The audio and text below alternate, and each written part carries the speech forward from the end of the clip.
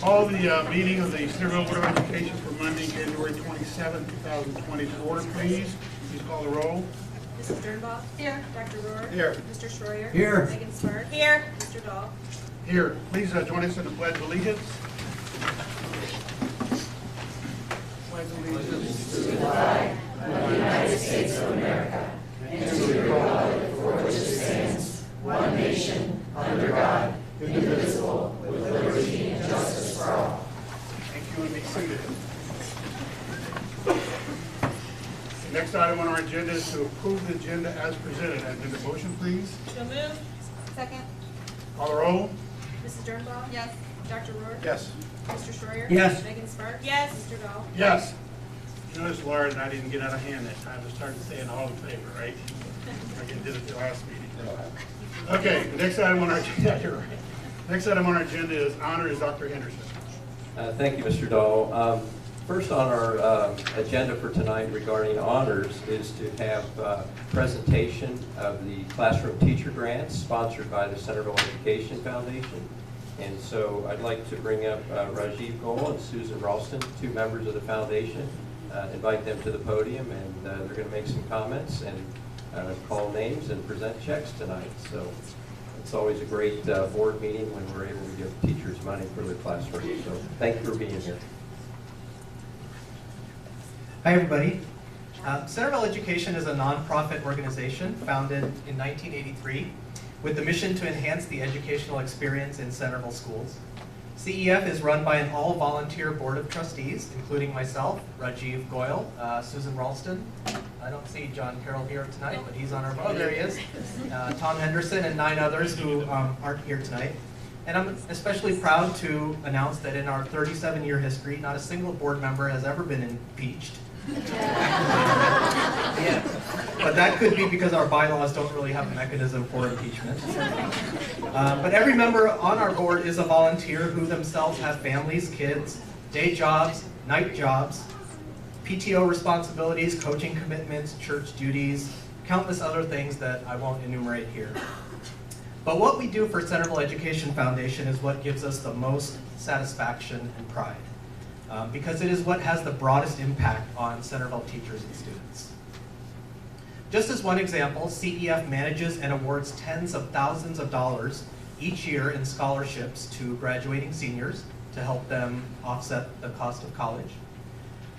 And in addition, each spring we induct 6 new people into the Education Hall of Fame: an outstanding student, a distinguished alumnus, an outstanding teacher, a citizens advocate, and we also give out a special service award and a lifetime achievement award.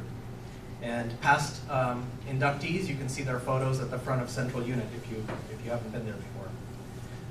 And as it turns out, nominations for these awards are currently open to the public on our website at centervilleeducation.org.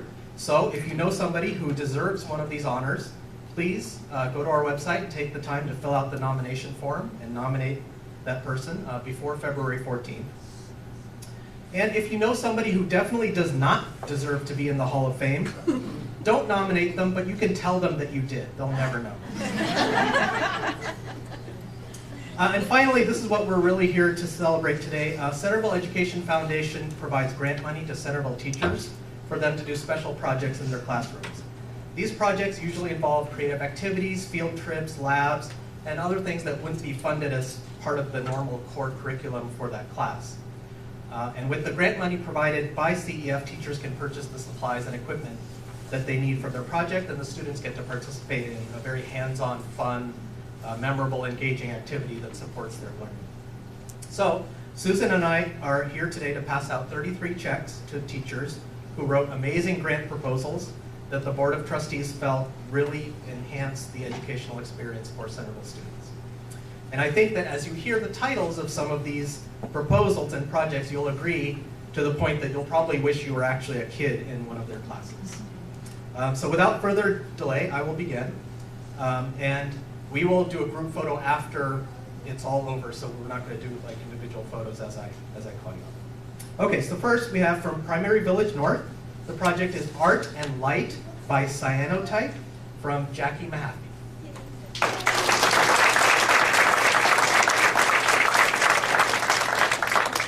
Next, Primary Village North, partnering with Parents for Math Enrichment. Meryl Matthews, Sarah Jacobs, Kelsey Hebler, Catherine Satalis, and Erin Elsner. You can either all come up or just one of you come up and show this to you. From Primary Village South, we have Communication Enhancement Through Technology by Marissa Calhoun.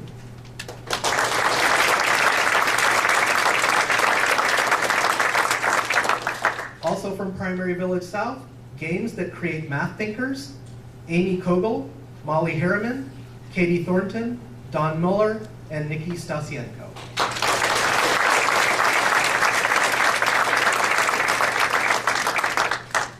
From Primary Village South, I Can Read All by Myself by Susan Taylor, Leanne Aldred, and Kathy Kujaw.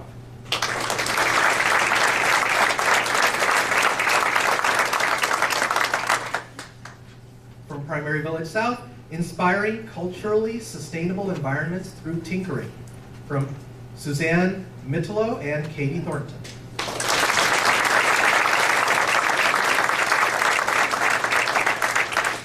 Also from Primary Village South, Making Connections by Tammy Yoxheimer.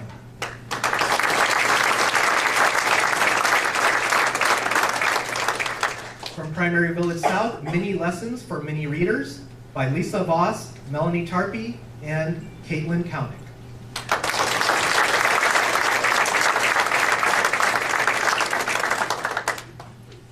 Also from Primary Village South, the PVS Bug Sanctuary by Katie Thornton, Molly Harriman, Monica Belcher, Allie Erickson, and Shayna McNamee.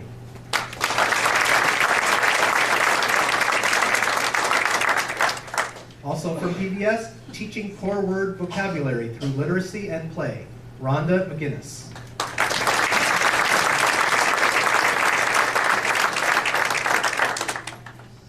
From Klein Elementary, Creating a Social, Emotional, and Sensory Supported Classrooms, Natalie Murray and Haley Rittinger.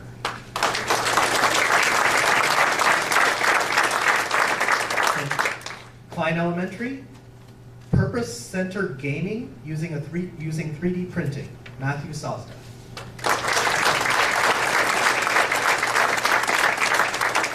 Klein Elementary, Reading for a Purpose, Ann Brooks.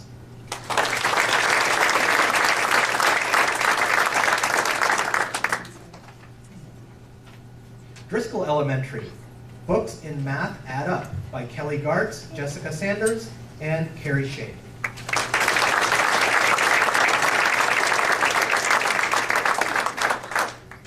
Also from Driscoll Elementary, Driscoll Steam Night, Andrew Ross.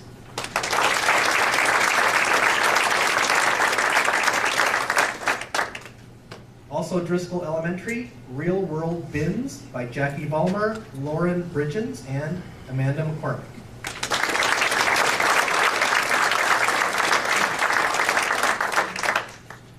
From Normandy Elementary, Building Number Sense in Struggling Elementary Math Students. Emily Karlovich, Sarah Storer, Michelle Crabtree, and Rachel Hatton.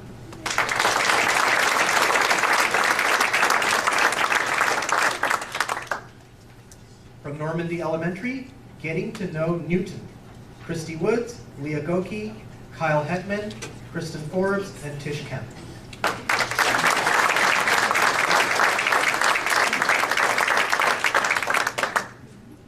Also from Normandy, STEAM and Literacy, Rachel Hatton.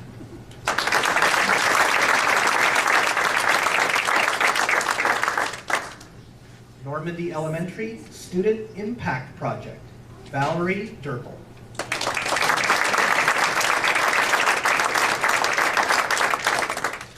From Weller Elementary, Green Zone Ready, Tools That Help with Self-Regulation, Heather McDowell.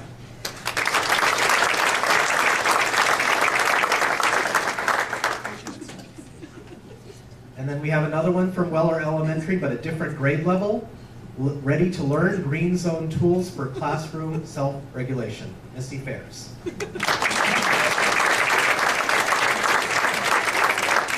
From Tower Heights, Using Technology in ELA and Beyond, Jesse Stanley.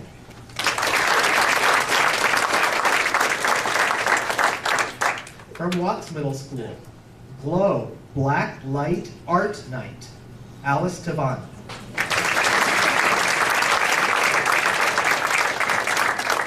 Also from Watts, Middle School Video Production, Jennifer Keys.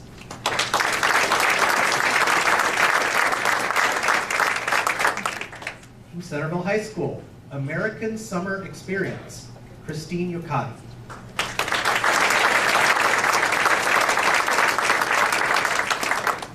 From Centerville High School, the Elk Connector Program, Beth Myers, Samantha Stingley, Kenzie Miller, and Beth Buck.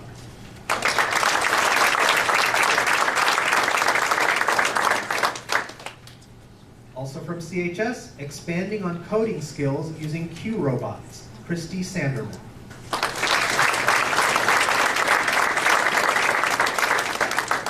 Also from CHS, La Biblioteca Rodante, the mobile Spanish library, Lisa West, Amber Winkler, Heather Lopez, Carrie Coolman, Kristen Johnson, Lisa Ernest, Debbie Priest, and Anna Trimble.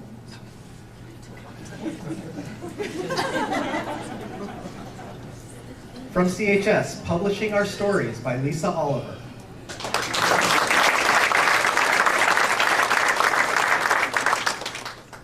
From CHS, Screenagers Viewing by Janet Place.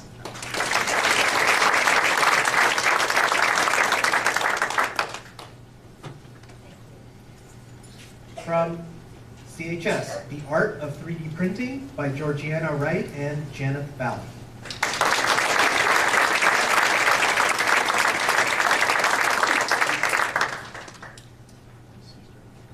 And lastly, at CHS, The Science and Art of Precious Metal Clay, Dawn Adams and Kate Browerman.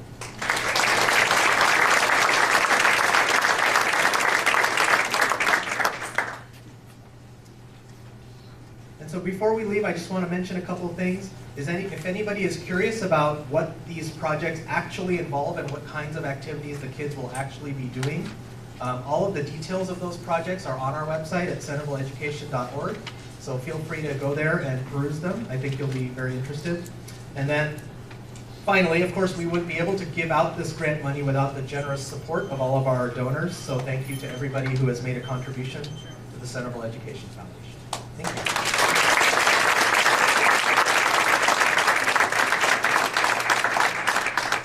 Thank you, Rajiv and Susan. We appreciate you being here tonight. And on behalf of all the staff, we certainly appreciate the efforts of the Centerville Education Foundation. The next portion of our honors agenda tonight is to recognize and introduce Centerville's nominee for the Ohio Teacher of the Year program. And we have Dan Tarby at the podium, our Director of Human Resources. Thank you, Dr. Henderson, and good evening. Each year, the district participates in the Ohio Teacher of the Year program, which is sponsored by the Ohio Department of Education. The mission of the Ohio Teacher of the Year program is to honor, promote, and recognize excellence in teaching and the teaching profession. This year, the district nominee was selected for Magstig Middle School. And I'm very pleased to announce this evening that the district has selected Mrs. Kim Crasto for this very special recognition.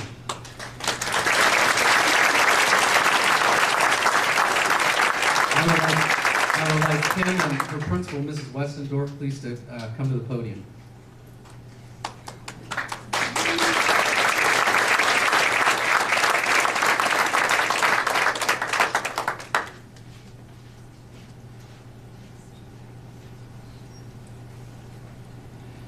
Kim is an English language arts teacher at Magsig, and she's worked for the Centerville City Schools for the past 14 years, since graduating from the University of Dayton in 2006. Kim's nominator is her principal, Mrs. Stacy Westendorf, and Stacy will make a few comments about Kim here in just a couple of minutes. But before she does that, our community relations specialist, Mrs. Sarah Swan, has prepared a brief video clip of both Kim and Stacy introducing themselves and talking a little bit about this program. So I'll ask Mr. Morgan to go ahead and run that clip.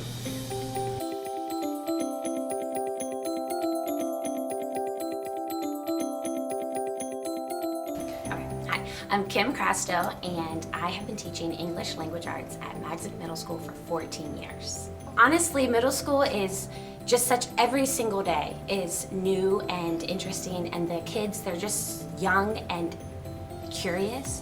And so I love working with them and learning from them and hearing their ideas and their creativity.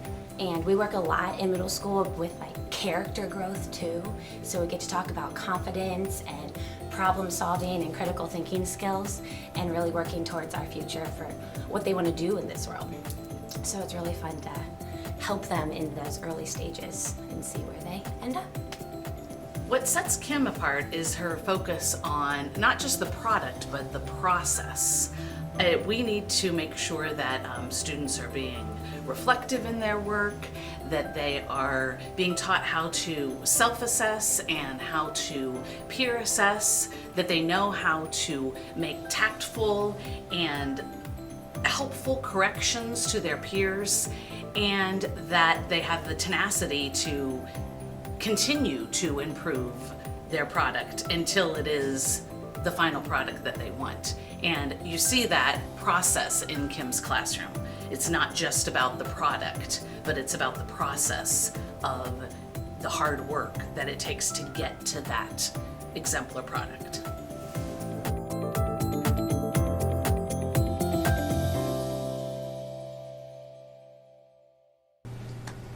I'd like to thank Sarah for putting that video piece together, and just for the board's information and for our community. Sarah will put that on our website for you to take a look at again if you like.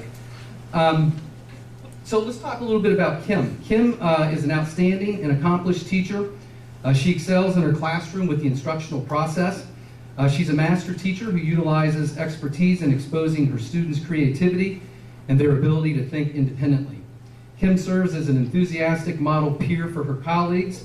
She's always smiling. She looks for all that is positive with her interactions with students, parents, and really the entire Magsic staff. So it is truly an honor this evening to recognize Kim. And at this time, I would like Stacy to come to the podium and share a little bit more about the experiences which characterize Kim in the classroom. Thank you, Dan. It's my honor to be here tonight to recognize Kim Crasto. There's nothing like watching yourself on a big screen right there, right? As I said in the video, you see a lot about the process in Kim's classroom, and certainly appreciate that in her work. In addition to her undergrad at the University of Dayton, she also has a master's through Miami with the Ohio Writing Project, and she has a teacher as a leader endorsement through Ohio Dominican. She's also served on our ELA Visioning Committee, and she is our Career Day Teacher Coordinator at Magsic Middle School, which is a huge undertaking in May, as we have 20-some members of the community in to talk to our 8th graders about their career choices. So I appreciate everything that she does at Magsic, and we've been so lucky to have her with us for all 14 years of her career, and congratulations to Kim.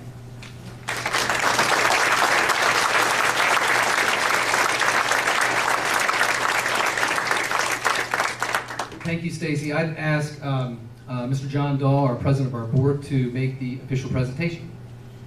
Congratulations on a great job you're doing. Thank you so much. We're lucky to have you. Well, I really appreciate it. Lucky to be here. Thank you.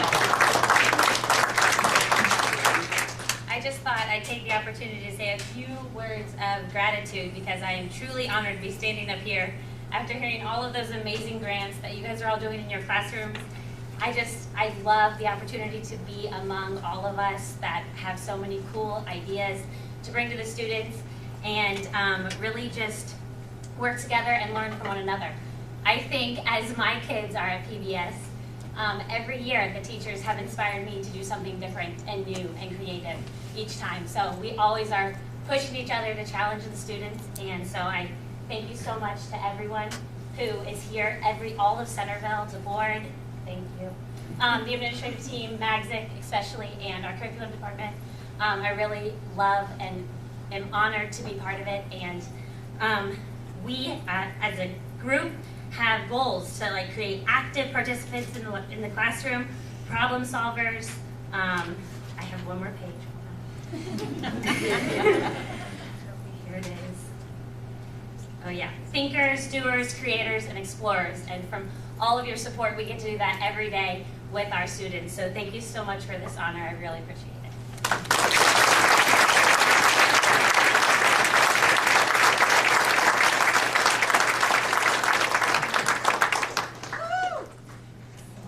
Kim's credentials will now be reviewed by a state selection panel that will choose one individual to represent the Ohio Teacher of the Year. And so, Kim, I just want to thank you for all of your outstanding work in the classroom, to the students, the parents, the entire Magazine community, and to just wish you all the best of luck at the state level of competition. Congratulations.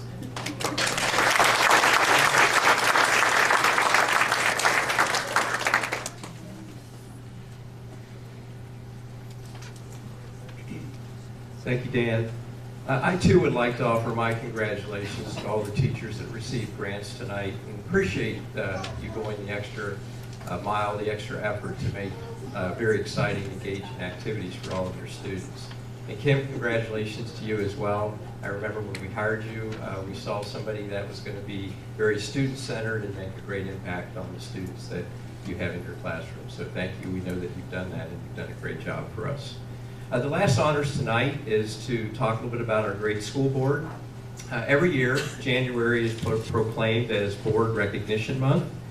And just last week, I had the opportunity to present the State of the District address.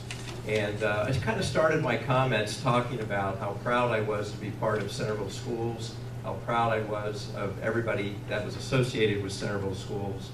And I talked about the power of teamwork and collaboration. And tonight I have the honor of recognizing our 5 Board of Education members who really lead our great team here in Centerville City Schools. As I said just a second ago, January is always proclaimed as the month that we honor boards of education, and I'd like to make a few comments about our great Board of Education as well. I always like to say on behalf of the staff and students here in Centerville City Schools, all of us thank our 5 elected officials for their dedication and everything that they do for our great school district.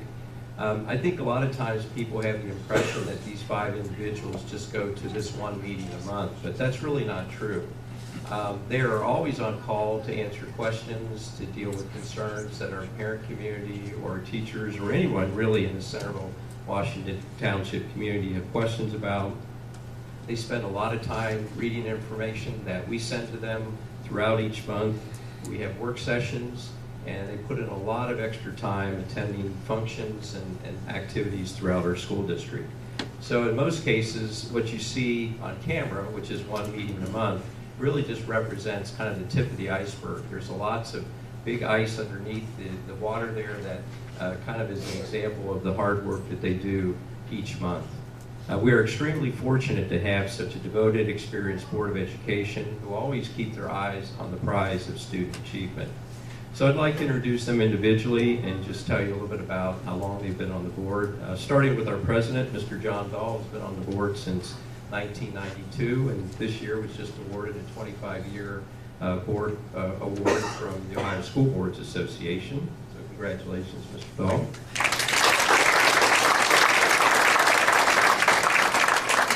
Mr. Jeff Schroyer is our vice president, and he's been on the board since 2008. He's a great board member who works hard to always keep student achievement and support for everybody in the district in the forefront. So congratulations, Mr. Schroyer. Mrs. Megan Sparks has been on the board since 2018, has been a great addition to the board. With even though she just has a couple years of board experience, she's working really hard and has been very supportive, and we appreciate that. So congratulations, Mrs. Sparks. Dr. David Rohr, since 1994, and it was several years ago, just a couple years ago, that he received the 25-year award for being a Board of Education member from the Ohio School Boards Association, and is a strong asset to our community as a pediatrician, but also as a great board member. So congratulations, Dr. Rohr. And now I'd like to introduce our newest board member, Mrs. Allison Dernball, who this is her actual first board meeting. She was elected in the November 2019 election, and she's starting her first term here this month, January of 2020, and she's already dug right in and is working very, very hard to learn everything there is to know about being a great Board of Education member. And she's off to a great start, so congratulations, Mrs. Dernball. And in front of you, there is a thank you card and just a little token of appreciation from the staff and students here in the district. And again, we appreciate everything that you've done for us and everything that you will do in the future. And we definitely appreciate your dedication and support. So, ladies and gentlemen, the Centerville Board of Education, they are a great group and very supportive of all of us. So let's congratulate them.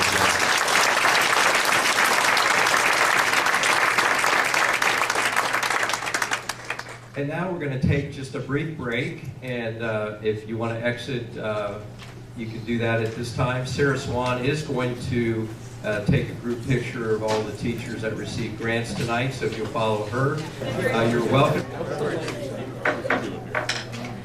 I can order. Next matter on our Board of Education agenda is the Board of Education report. We have a legislative report from Mrs. Sparks. The biggest thing right now is Ed Choice, and since it's so big, Mr. Yuck tonight is going to do his presentation on it. Good job, Mr. Yuck, so I won't spend time during my report talking about it. The Senate Transportation, Commerce, and Workforce Committee passed Senate Bill 134, which increases the penalties for the offense of improperly passing a stopped school bus and allows images captured by the bus cameras to be used as corroborating evidence for such an offense. The Senate Health, Human Services, and Medicaid Committee held a second hearing on Senate Bill 126, which provides $70,000 every ESC in Ohio to assist in hiring social workers or mental or behavioral health professionals, and to authorize a mental health professional to provide a crisis assessment to a suicidal minor without parental consent. And that's the end of the report. Thank you. I think they're going to have a lot more going on in the next week or so. Yes. Let's see what happens. Yes. Thanks for your report. Next item is our student board reps. Move on up.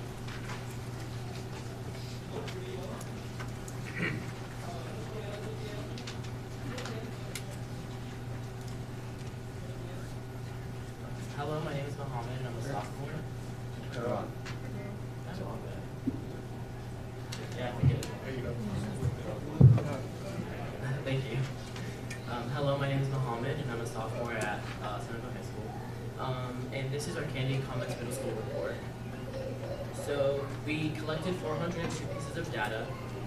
Each were a sheet where students could write like their concerns about their school and appreciation. And from Magzig we got 129 comments, from Tower Heights 122, and from Watts 155. And these are going to be the different categories of how we categorize them, like into what they specifically said. So first was mental health, second was lunchroom and food quality, third bullying and respect, dress code, school safety, school-related activities, individual school policies, easy fixes, and curriculum. Hello, my name is Madison Ernest, and I'm a senior at Centerville High School. I'm going to be going over specifics about Magzig Middle School's Candy comments. The overarching themes of three biggest categories were, first of all, lunchroom food, bullying and respect, and dress code policy. We have been meeting with Mrs. Westendorf about different solutions to these problems, and we are going to be continuing to work on these issues in the following months. Hello, I'm Jacob Myers. I'm also a senior at Centerville High School. I'll be touching on the major themes that we saw at Tower Heights. The biggest themes that we saw at Tower Heights was individual school policy issues. Those deal with like issues at the school level, so like being able to use their backpack during the day or being able to use certain technology during study hall. Another big issue there was school safety, and with the open classrooms, that was a concern for a lot of students. And the other big concern was dress code and how to change that for the future. Hi, I'm Katie Wagner and I'm a junior. I'm focusing on blocks, which we actually just did this last Thursday, so it's pretty fresh for for us. Our top 3 at Watts were bullying and respect, both from teachers and students. We noticed quite a bit. I also saw that the treatment of LGBTQ students was written several times, so I think it'd be good to have something focusing on that. Second most popular response had to do with food, and the third was individual school policy, which, as Jacob said, is closely related to phones and carrying backpacks throughout the day. So as a wrap up, we're gonna try to meet with all the middle school principals again, just to kind of go over all the overviews with them again. We're also planning on going back and doing another Candy and Comments with the students in the future month.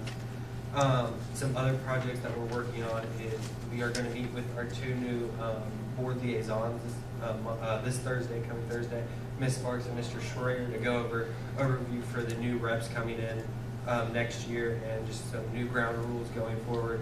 We're also going to set up a meeting with Mr. Carroll so we can talk about some Candy and Comments opportunities at the high school to continue surveying the student body. And then lastly, we just sent out an email to Ms. McGuire, the state Board of Education Vice President. We're going to set up a roundtable meeting with her hopefully very soon to see what's happening at the state level and see how we can start implementing some new projects and programs in the high school. That's the end of our report. Unless there's anything you have. Thank you. Keep up the good work. The next item on our agenda is the hearing of the public. The Board of Education provides this opportunity for public comment before any action is taken. If anyone would like to address the board, please come to the podium and state your name. If you're an adult, state your address. Students do not have to state your address. Please limit your comments to no more than 3 minutes. Anyone want to speak? Yes, ma'am. Come on up.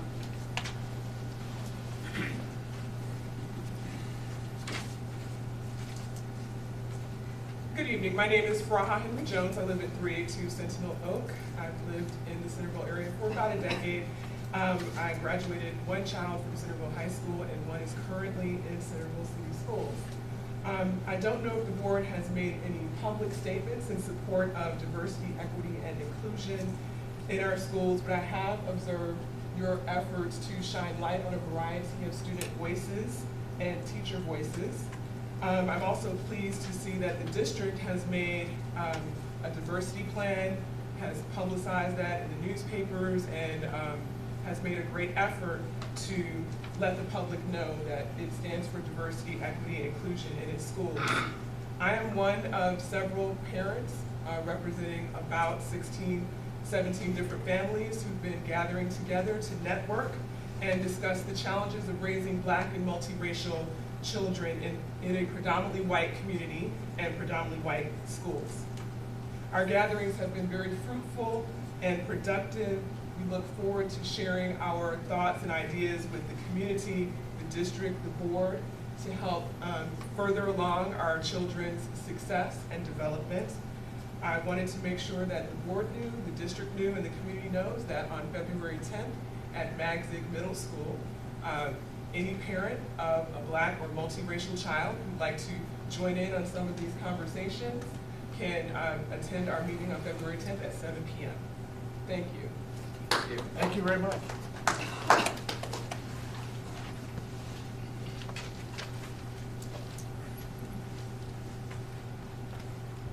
Hello, my name is Ann Pulaski. I live at 1490 Black Oak Drive. I'm here to address the graduation policy and those on 504s. My youngest, the 4th of the Pulaskis, was told last year she was not going to be able to walk and celebrate graduation with her classmates and friends because it was a possibility that she might not finish all of her work on time. Her 504 did state that she was granted extra time to finish things and she might have needed about 2 more weeks. As you can imagine, this made her feel unworthy, undeserving, not enough. I didn't do enough, I failed. Those that fight through, and pardon me, I'm speaking from my heart tonight, those that already have to fight through medical disabilities, they're just on another level. You know, they did it. They did it, they made it, and she did it well. While we were ultimately able to work this out, which I do appreciate, it was I found out that the graduation policy does address those on IEPs, but not those on 504s. So I'm hoping that as a school board, you can address that and include those kids who are on 504s so that they are able to celebrate and walk with their kids, and that Centerville can continue caring about children's mental health issues. Because that, being told that did play into that. All right, thank you. Thank you. Might have worked out. Yes, sir.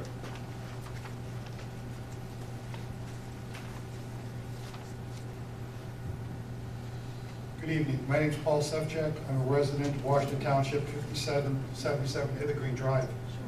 On November 5th of 2019, 7,887 of my fellow citizens decided that I should reallocate $600 from my family and reallocate it to the needs and wants of Centerville School District. So of course I'm going to follow that directive. And I became concerned that I don't want to see another levy until 2030. And one way to do that is to get involved in the district. So there's three financial things I'd like the board to consider. On the 21st, I believe it was, there was a proposal to the school board to purchase 10 additional buses. 6 from one vendor, 4 from another vendor. I believe it was Dr. Aurora that brought the question up as to why split them? The answer being, well, we want to try 4 additional buses, we want to see how they are. And Dr. Aurora pointed out, well, that's $24,000 more dollars to sample that. Why do we need them? Why do we need to do that sample? And if I remember correctly, the presenter said 3 or 4 times, I'll change the requisition. I can make it 10 buses of the same. And I was surprised that the board was so cavalier. That's only $24,000. I would rather see if these 10 buses are functionally the same, save the $24,000 and invest it in something else. So I'd like you to consider that before that gets acted on in today's board meeting. Secondarily, in the latter part, the 4th quarter of last 2019 calendar year, the treasurer presented to the board that there was an upcoming double-digit increase in the cost of dental care. And he said the cost was going to be incurred because of the participation use, and was more than was expected apparently by the insured. The implication from the treasurer was that this was an expense that the school board would have to bear and something that would not be transmitted to the users of the plan. So I would ask the board, if I interpreted this incorrectly, and you are in fact intending to take this double-digit increase in dental and pass it on to the users who should pay for it and not the taxpayers, I encourage you to do that. After all, when the levy is presented, we say to the taxpayers, it's only $40 more a month. It's only $50 more a month. I think that same philosophy could be understood by those people who use the dental program and are the benefactors of it, that they should pay for what they use, and it should not be the cost of the taxpayers. The third thing I'd like you to consider at a future meeting or when it's appropriate is I'd like the school board to define a policy, if they don't have it already, on retire and rehire. I understand the benefit of the person who retires to want to continue their employment. I understand the benefit to the school board that they might want to retain that individual. What I don't understand is where's the benefit for the taxpayer? If I have a retiree who's going to be collecting their retirement and working and collecting their full benefit package, as a taxpayer, how do I benefit from that? I know the school district did. I know the retiree did. I don't know where I see that benefit. So I think before the next retire and rehire happens, it would be beneficial for the school board to actually have a policy to determine under what circumstances we're going to do a rehire, most specifically financially and benefit-wise. So I'd like you to consider these things as you go forward in your meeting, and I look forward to continue coming to the school board meetings and working with you not to have another levy until 2030. Thank you. Thank you for your comments. I think if you get with Dr. Henderson, he can give you some additional information on both the dental care issue and on the retiree side. Thank you. Thank you. And the retiree hire, he'll explain to you, actually does save the taxpayer money. So we'll explain how. Look forward to it. Anybody else wanting to speak? Okay. Next item on our agenda is superintendent reports. Dr. Henderson. Thank you, Mr. Dahl. Thank you, Mr. Dahl. The first report is going to be handled by our Director of Student Services, Mrs. Tammy Durham. Good evening. So tonight we're going to talk about our students with disabilities. This is our report that went to the state for, it reported in October for this year, the 2019-2020 school year. So, as we have talked before, we have disability categories ranging from multiple disabilities, deaf, visual impairment, speech and language impairment, orthopedic impairment, emotional disturbance, intellectual disability, specific learning disability, autism, traumatic brain injury, other health impairment, and for preschoolers only, there is a disability category of developmental delay. So this year, I took a look at each individual building and the number of students in that building by disability. So you will see at Centerville High School, 295 of our 3,032 students, which comes up to 9.7%, have a disability that is actually qualifying under IDEA. So I'm only looking at IDEA disabilities right now. We have 16 with multiple disabilities, 1 deafness, 1 visual impairment, 1 speech and language, 1 orthopedic, 31 with an emotional disturbance, 14 with an intellectual disability, 104 students who have a specific learning disability, 39 with autism, 2 with a traumatic brain injury, and 85 with other health impairments.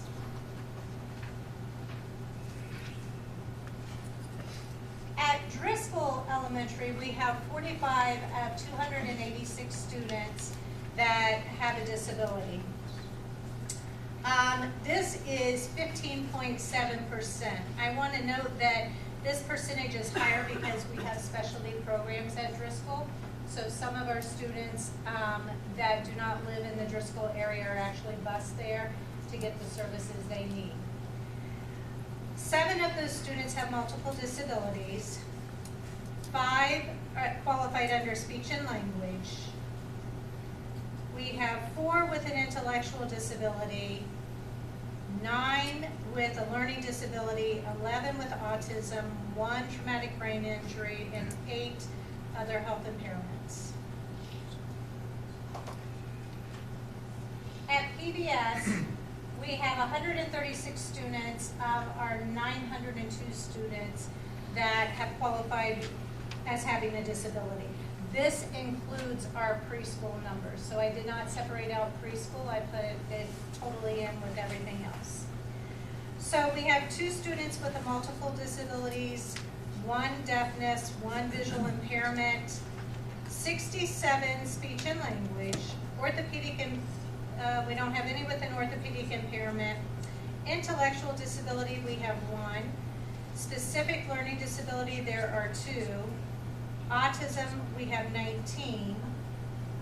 1 traumatic brain injury, 25 other health impairment, and then 17 with a developmental delay. And remember, those 17 are solely preschool students.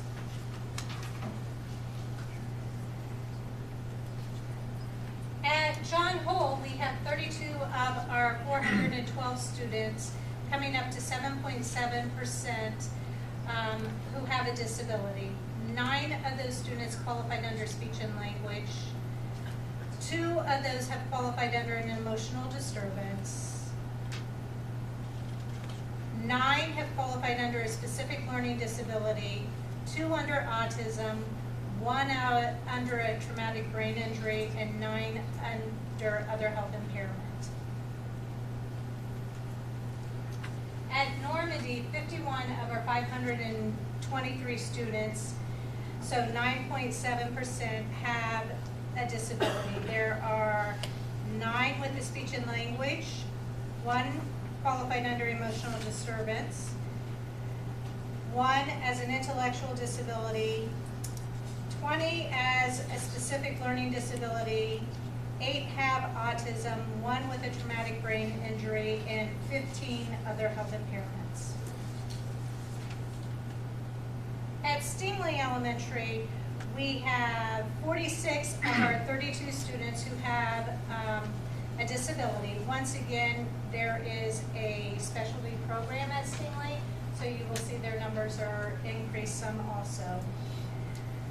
2 multiple disabilities, 1 deafness, 1 visual impairment, 10 who qualified with speech and language, 1 orthopedic impairment, 7 emotionally disturbances, 20 specific learning disabilities, 4 with autism, and 11 with other health impairments.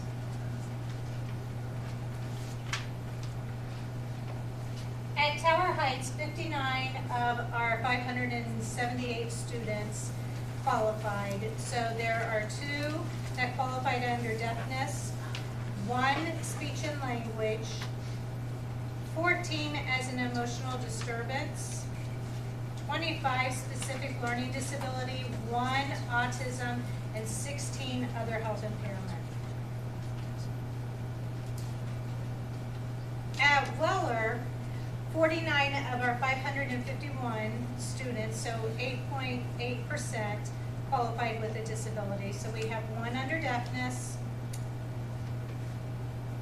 18 under speech and language, 1 under emotional disturbance, 9 under specific learning disability, 5 autism, and 15 other health impairment. And then at Watts, 107 of our 788 students qualified. Again, we have some specialty programs at Watts, which increases our number. So we have 6 multiple disabilities, 1 deaf, 4 with speech and language, 8 with an intellectual disability, 40 with a specific learning disability, 17 with autism, 1 traumatic brain injury, and 30 with other health impairment. At PDN, again, this includes our preschool students. So we have 101 of 748 students, which comes to 13.5%. 1 with deafness, 59 with speech and language, 2 under the emotional disturbance category, 1 intellectual disability, 2 specific learning disabilities, 12 under autism, 21 under other health impairment, and then we have 8 preschoolers that have qualified under a developmental delay. At Klein Elementary, 57 of our 460 students have a disability, coming up to 12.3%. 2 of them under deafness, 15 under speech and language, 4 under emotional disturbance, 4 under intellectual disability, 20 under specific learning disability, 4 autism, and 8 other health impairment. And then at Magsic, we have 68 of our 651 students who qualified, coming to 10.4%. 3 of them have multiple disabilities, 8 are speech and language, 3 emotional disturbance, 5 intellectual disabilities, 26 specific learning disabilities, 7 with autism, and 16 with an other health impairment. So, as you can see, our numbers, I mean, they're pretty consistent with what they have been for the past 3 years. Well, yeah, 3 years. As a district right now, we have 11.2% of our students have a disability. With that, though, we also have another 108 students outside of the district that we are responsible for that also have a disability. And those are students that are going to private schools around the area? Those are students that are either going to private schools, or they are court placed somewhere, or they could be potentially in a residential placement. But they are still our responsibility to report.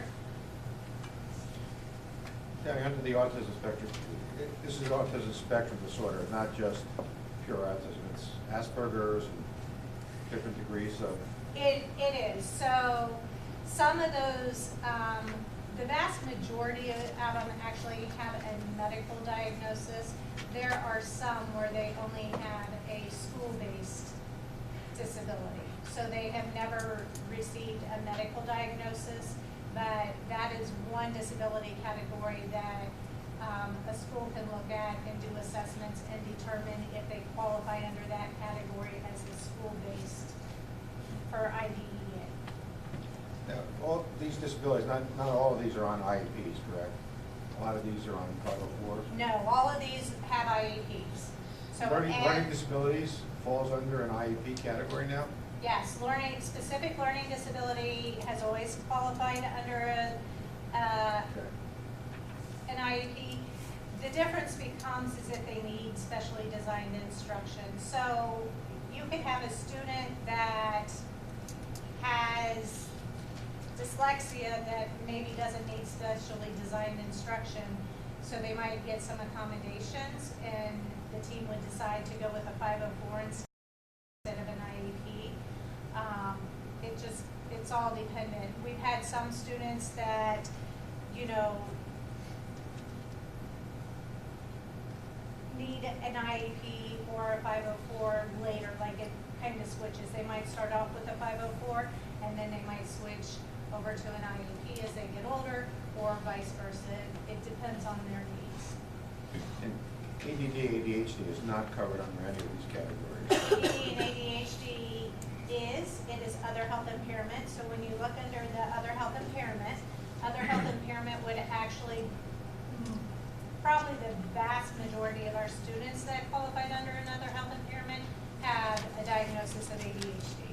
Yeah, maybe, I'm trying to figure out if something's changed. I thought ADHD and ADD were not covered for a IEP. It will. It has to have an adverse effect on their education. So you have to look at what that adverse effect is on their education for them to qualify. Who makes that determination? You guys? Their IEP team, their educational team. So the team actually would meet if, let's say, a parent comes in and they have a concern, okay, or if the school has a concern. What happens is those students get referred to our response to intervention teams. So our teams meet and they put interventions in place for our students.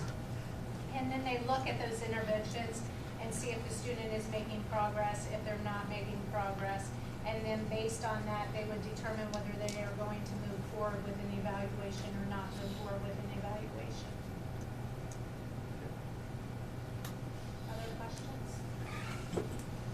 I know we discuss this every time you give a report, but the state and federal government, especially the federal government, who has promised to provide funding for all the children that we service and gladly do so, hasn't quite got to the point where they're funding very much of that. Is that fair?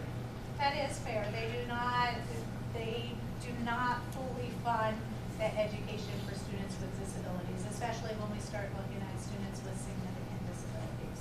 Say not fully fund, I would say that's generous. They fund it at a very low rate. Well, yes, that would be correct. And the rest of those funds come from our local tax dollars. They do. They do. It is our responsibility to provide them with that education, whether we get funds for it or not. So that means, you know, for some of our students that have significant needs and significant medical needs, and we actually have to have a one-on-one nurse, then that is our responsibility to provide for the student.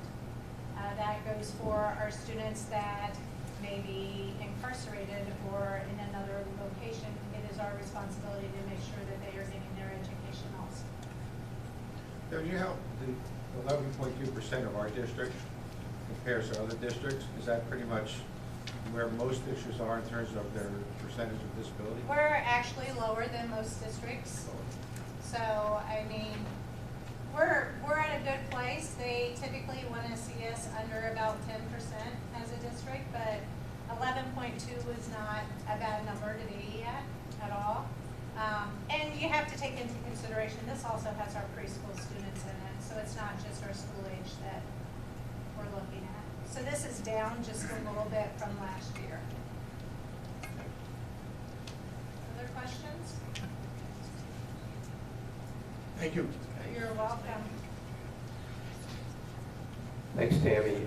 Next is a report that'll be presented by Bob Yax, our Assistant Superintendent of Curriculum.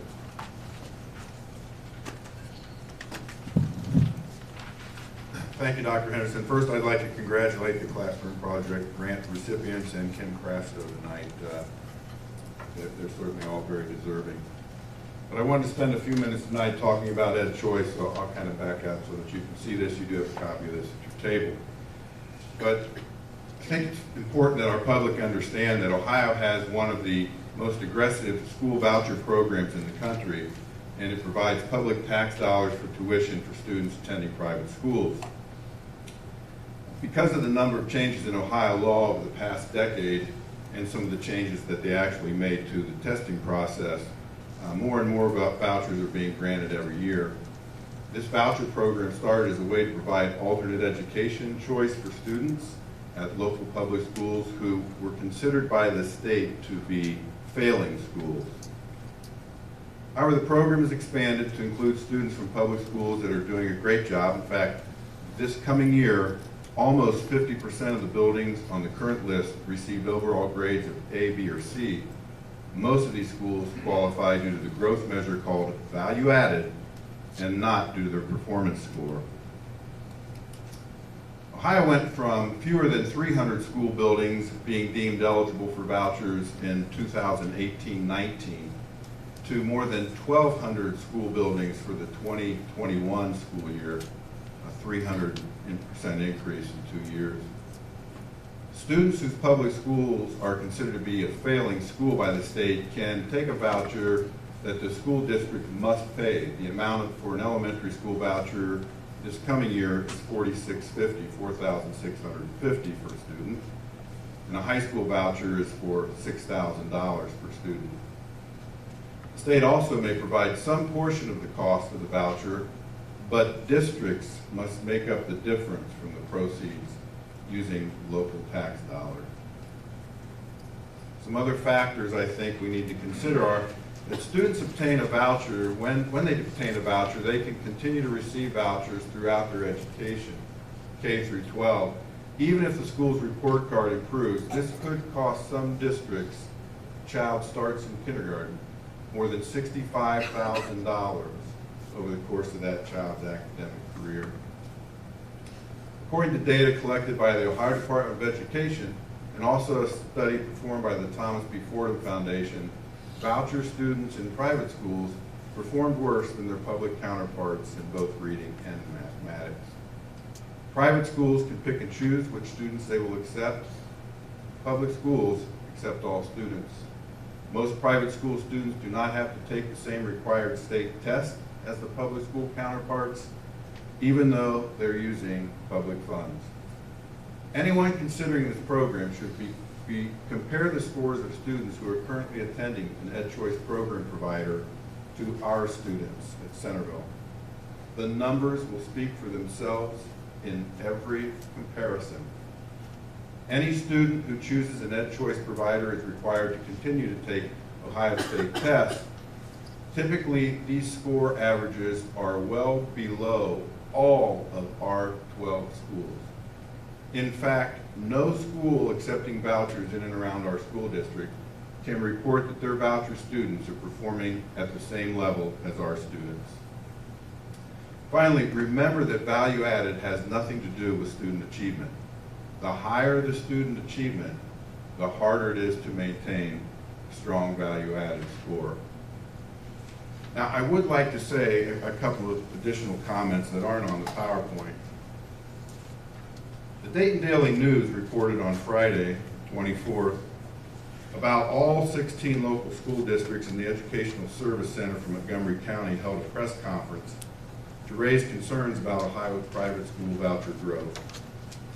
In the article, Vandalia Butler Superintendent Rob O'Leary said, quote, "We understand that the legislatures are aware of the need for a legislative fix, and we put our faith and trust in you that you will fix this problem." Let me tell you, I've known Rob for a long time. He and I went to the University of Dayton together.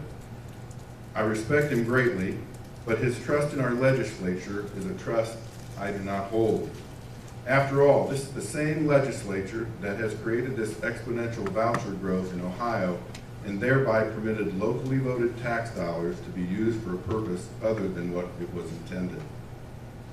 Vouchers are a use of local dollars that contradicts the rationale provided our taxpayers, who for many years have supported this school district. The law requires us to be specific with our community about the purpose and use of any local dollars.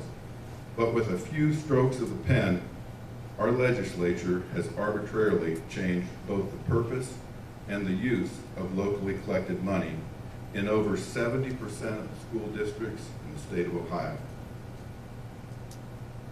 On December the 4th, a Dayton Daily News article quotes the Ohio Senate Education Committee Chair, Peggy Lehner, saying, "You have high-performing schools that are getting dinged on EdChoice for low student growth scores because they can't get any higher.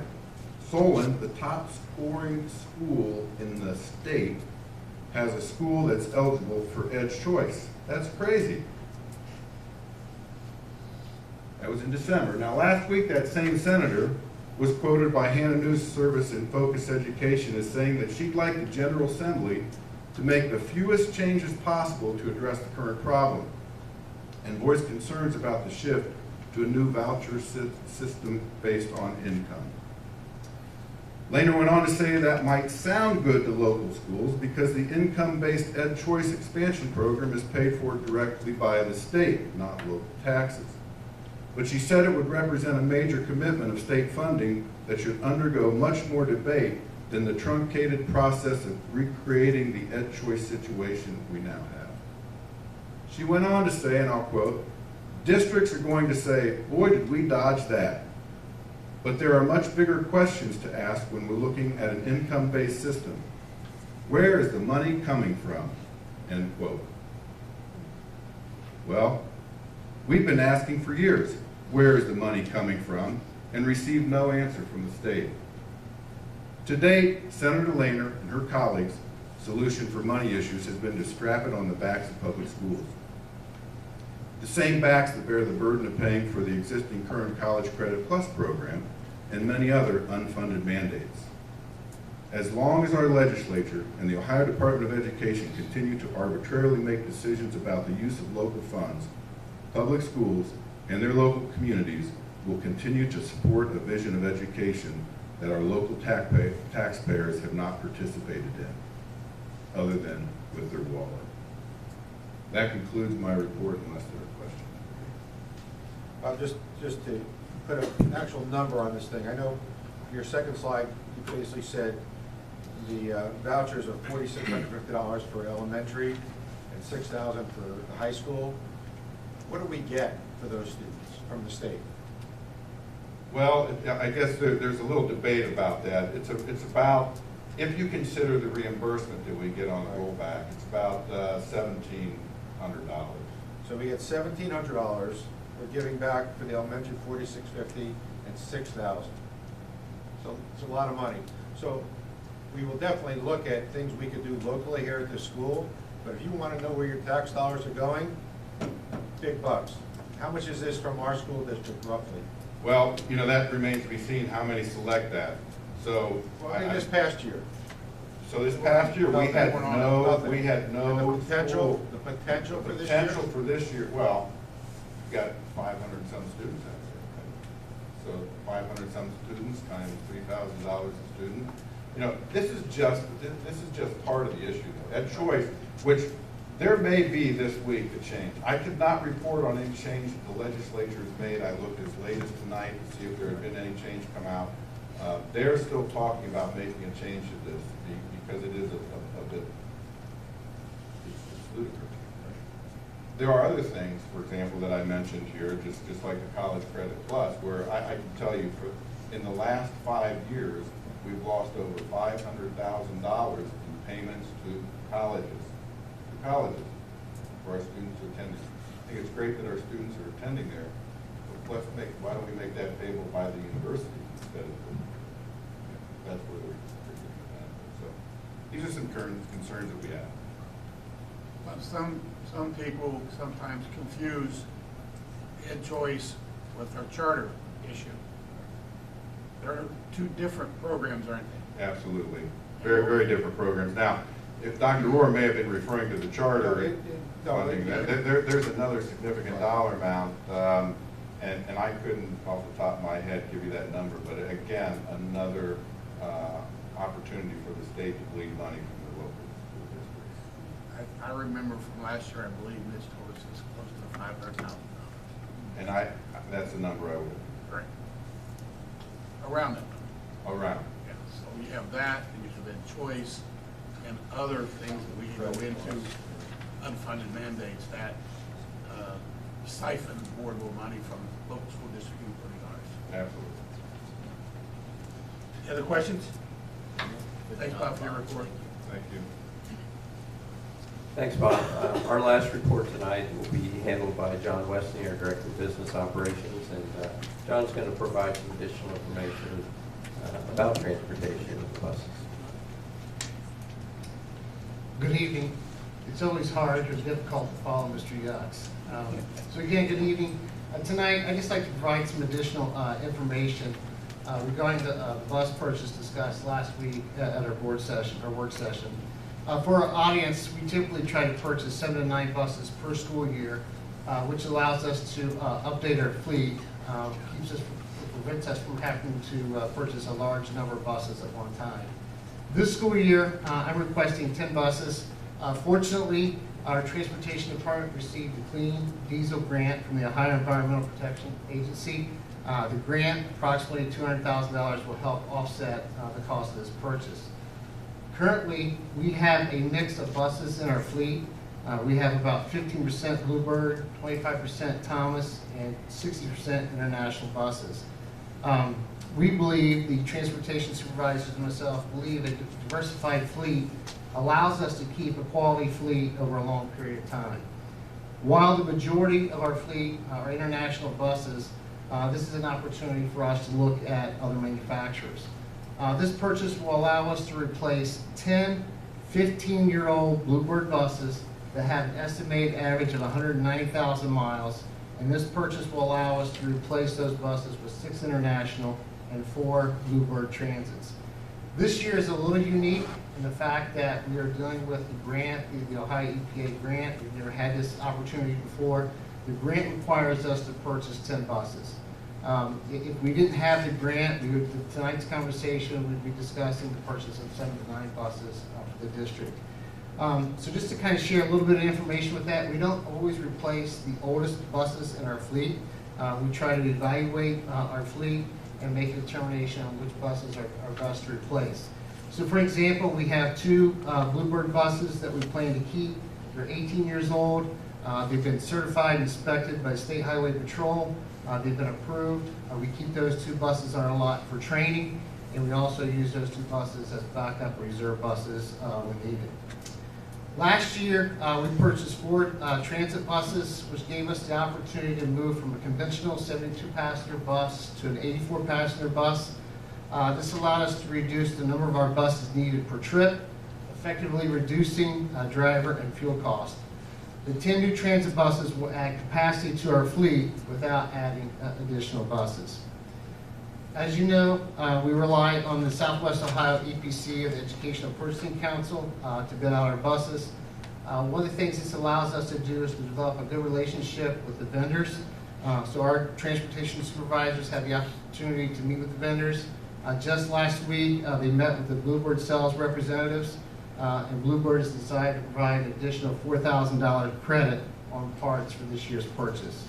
So tonight, I'm going to ask the board to move forward and approve the purchase of the 6 International and 4 Bluebird Transits.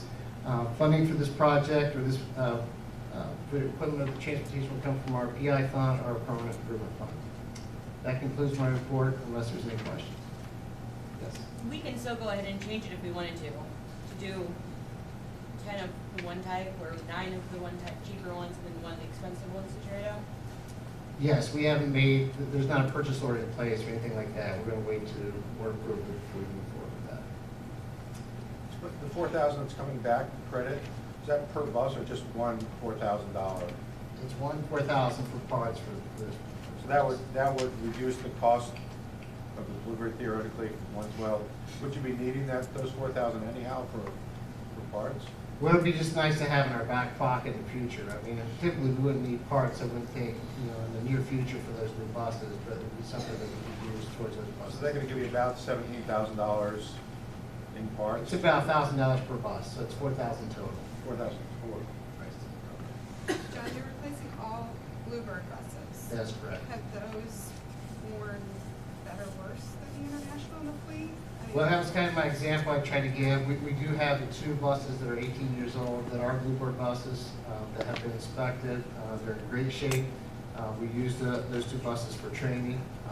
They've been certified by State Highway Patrol, and we continue to use those buses. Are most of our older ones Bluebird? Have we recently gone to the International? We've been using International for the last few years, so I kind of give you the breakdown of the 15%. So if we get rid, that's what we currently have. So if once we get rid of the 10, it's going to reduce that number quite a bit. Okay. But we're not seeing any, they don't wear better or worse than one of the other brands? In some cases, we do see some of them wear more. It has a lot to do with the route, the number of miles they put on. The biggest issue that we have with our buses is salt. The salt is a lot of wear and tear on our buses. So we do have some of our buses that the 10 that we're replacing. We've had to replace doors. We've had to replace a lot of parts in those buses because of the salt deterioration. I guess I think she's asking, is the quality of one bus better than the quality of the other bus? I think over time, that's what we have to measure. I think, sometimes you can look at a purchase, a bus as one piece of equipment, there might be a recall, so to speak. So I think over time, that's why our philosophy is to look at keeping a variety of buses in our fleet. And then, have we had the International buses long enough to compare them properly? If we've just more recently started, have we seen how they age? We have, and we've looked at that, and we've also replaced some of those International buses over time. Any other questions? Thank you. Thank you. Thank you, John.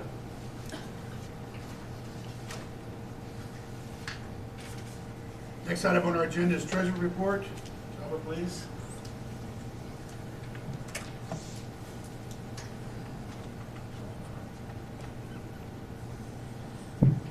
Thank you and good evening. We're going to talk a little bit tonight. We reviewed a lot of this information at our work session last week, but I want to give you an update on our taxable value history in the district, some new construction and revenue gains from that new construction on our values, residential sales data, and then what we think our reappraisal maybe could be for the 2020 year, which is occurring throughout Montgomery County right now. So the chart on the screen shows you a little bit of history over the last 10 years of what our value has done. In 2011, we were down around $1.7 billion in taxable value, and today we're up towards $1.9 billion.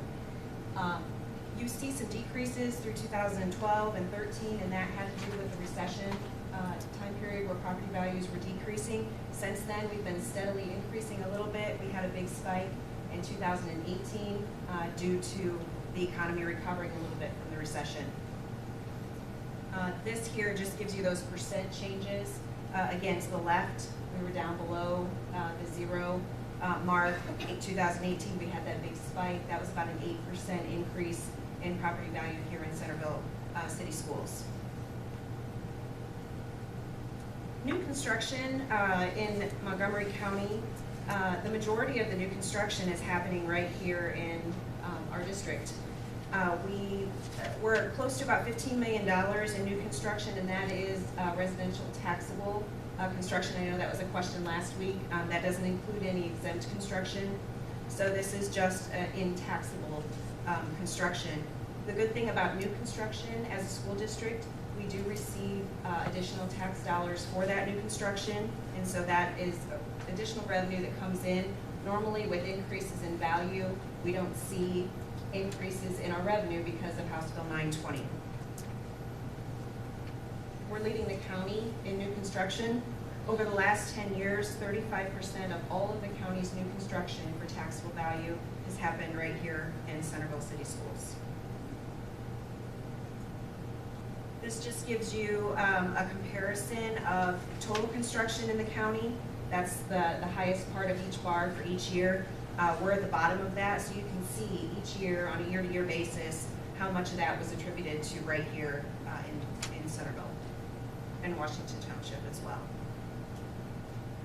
I mentioned the revenue boost that we receive for the new construction. On average, that has come to about $530,000 each year over the last 10 years.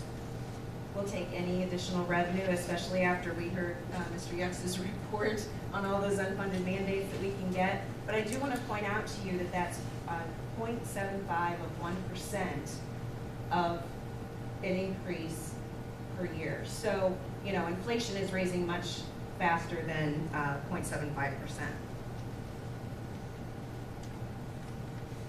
This gives you that same information, but just on a year-to-year basis. So you can see, especially since the recession time, 2008, 2009, things started to rebound, and it's been a pretty steady increase in new construction since then.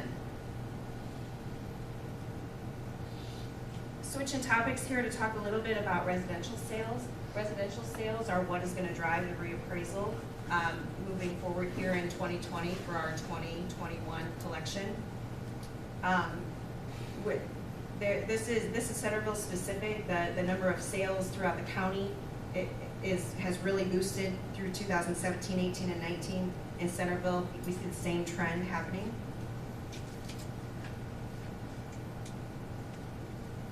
So there's something that we refer to as valid sales, residential sales. The higher, we compare things to the, sorry, I lost my place here. We compare those sales to the county auditor's value. When the properties are selling for more than the county auditor's value, that's an indication of a strong market. At 50% or less, it's a struggling market. If it's 75% or between 50 and 75%, it's a good market. If it's 75% or over the county auditor's value, that's an indication that we have a very strong market.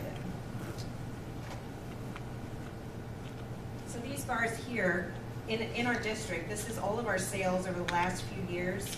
And you can see, so if you think of the 50% mark, the green bar, well over 50%. So the majority of all the sales throughout the county are happening at well over the county auditor's value.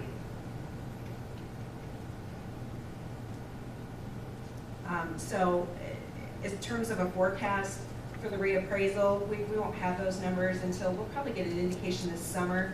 But based on all of the sales trends, all of the new construction and things that are happening, we think that it's possible that our valuation could be anywhere from 7 to 10% moving forward. Questions? Yeah, just when you talk about this, just so people know, when the sales of homes are going up significantly in our area, we've always typically seen a lot of those sales are from older folks who are moving out that don't have families, and those are going, and then families with young kids are coming in. So what we see is the sales are going up, but it's actually creating a little bit more of a burden on the schools, because now we're not getting any more taxes, but we're getting more students. So even though it sounds good that sales are up, that sometimes doesn't equate to positive things financially for the schools. That's true. That can drive our costs up. Obviously, if we have more students, we then need to potentially add more teachers and have additional costs that way. And when the valuations go up 7 to 10%, what does that mean for more money for us? Very little. None. Pretty much none. Correct. That's correct. Yeah. Yep. Anything else? Thank you. We've had this discussion many times about the evaluation, and it doesn't change. The next thing on the agenda is the treasurer's recommendations. A motion to consider approving the December 2019 financial statements, including the monthly financial report, fund activity report, appropriations report, general funding spending report, general funding summary, general fund summary comparison. POs included in statement number 7, approved by administration then and now, certified by the treasurer, and supported by board resolution totaling $134,570.20. So moved. Second. Questions or comments? Call the roll, please. Mrs. Dernbaugh? Yes. Dr. Rohr? Yes. Mr. Schreier? Yes. Megan Sparks? Yes. Mr. Dahl? Yes. Next item on the agenda is need a motion to consider approving the minutes of the following Board of Education meetings: December 16, 2019 work session and regular meeting, January 9, 2020 organizational meeting, January 21, 2020 work session. You got it. Second. Call the roll, please. Mrs. Dernbaugh? Yes. Dr. Rohr? Yes. Mr. Schreier? Yes. Megan Sparks? Yes. Mr. Dahl? Yes. On these schedules, we're going to take all of them together except B1. Superintendent recommends accepting resignations as listed on Schedule A. Superintendent recommends the employment, change of employment status, or change of contract status for the certificated personnel listed on Schedule B for the salary programs on the effective dates given. The superintendent recommends employment or change of employment status for the support staff personnel listed on Schedule C for the salaries programs on the effective dates given. The superintendent recommends the employment of the personnel listed on Schedules D and D1 for supplemental contract and extra duty assignments. And the superintendent recommends the granting of leaves of absence for the personnel listed on Schedule E for the reasons and on the dates given. So moved. Second. Call the roll, please. Mrs. Dernbaugh? Yes. Dr. Rohr? Yes. Mr. Schreier? Yes. Megan Sparks? Yes. Mr. Dahl? Yes. Superintendent recommends employment, change of employment status, or change of contract status for the certificated personnel listed on Schedule B1 for the salaries, programs, and on the effective dates given. So moved. Second. Call the roll, please.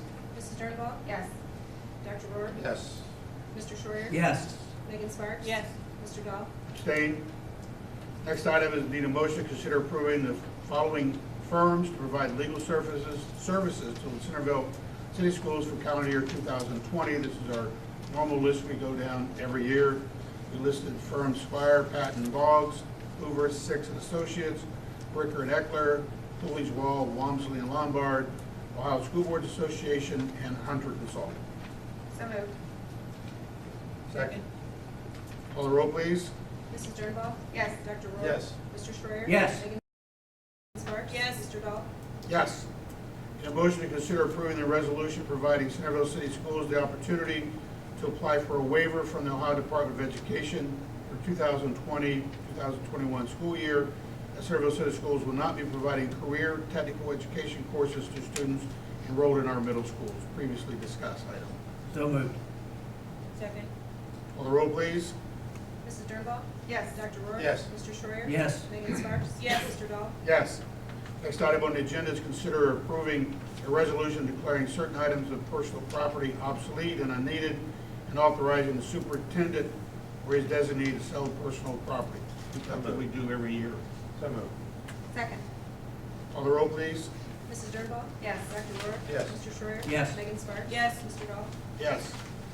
Next, we need a motion, consider accepting bids for the Southwest Ohio Education Purchasing Council and approving the best bids for the purchase of the following Rush International and Cargo Bluebird buses, 684 passenger international transit buses for $106,651 each for a total of $639.906, and 484 passenger Bluebird transit buses for $112,425 each for a total of $449,700 for a total of $1,089,606. So moved. Second? Second. We discussed this? Yes, guys, will ask for questions and comments. That total does not include the grant or the Woodward credit. And That's correct. That's correct, okay. Other questions or comments? How long do you need to have to make this decision to put it in? At the latest, end of February. end of February. The idea was to try to get this going this I week. understand. I understand. You have a question, comment? I think we should wait. We can vote on it, but I think we should talk about it some more. Well, if we're not going to decide it, we need a motion to table, which would supersede the motion that's on the, front of us now. I'll make a motion to table. Thank you. Need a second? Second? Need to call the roll, you got it down, Larry? Need to call the roll of the motion to table. Mrs. Dernbach? Yes. Dr. Rohr? Yes. Mr. Schreier? Abstain. Megan Sparks? Yes. Mr. Doss? Yes. So the motion is tabled, so the motion will not go forward on the motion that was originally made. We'll go back and discuss it first.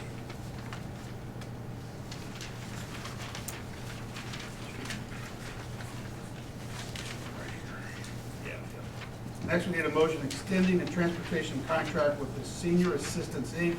for the 2020 spring semester and summer programming. Motion, please. So moved. Second. You want to explain? Sure. This is actually for a special van that transports our special needs, some of our special needs children. And we don't have a van on the fleet that can do this. We've looked for those. They're very, very, very expensive. We're still holding out for a better price. So right now, this is the best, most economical way to transport a selective few of our special needs students. And we've done this before, and this is just continuing a contract through the summer as we transport them to a variety of different educational opportunities. Call the roll, please. Mrs. Dernbach? Yes. Dr. Rohr? Yes. Mr. Schreier? Yes. Megan Sparks? Yes. Mr. Doss? Yes. Next item on the agenda is a motion to consider approving facility improvement and energy savings project as proposed by Energy Optimizers USA LLC by utilizing the procurement method through Ohio Council of Educational Purchasing Consortia and Southwest Ohio Educational Purchasing Council. So moved. Second. Questions or comments? Call the roll, please. Mrs. Dernbach? Yes. Dr. Rohr? Yes. Mr. Schreier? Yes. Megan Sparks? Yes. Mr. Doss? Yes. Next item on the agenda, we need a motion pursuant to Ohio Revised Code, Section 121.22G4, to move that the board adjourn to executive session to review negotiations with employees concerning compensation, other terms and conditions of employment. No other business will be conducted except to come out of executive session to adjourn. A motion, please. So moved. Second. Questions or comments? Call roll, please. Mrs. Dernbach? Yes. Dr. Rohr? Yes. Mr. Schreier? Yes. Megan Sparks? Yes. Mr. Doss? Yes. Thanks, everyone, for attending. Thank you. Appreciate it.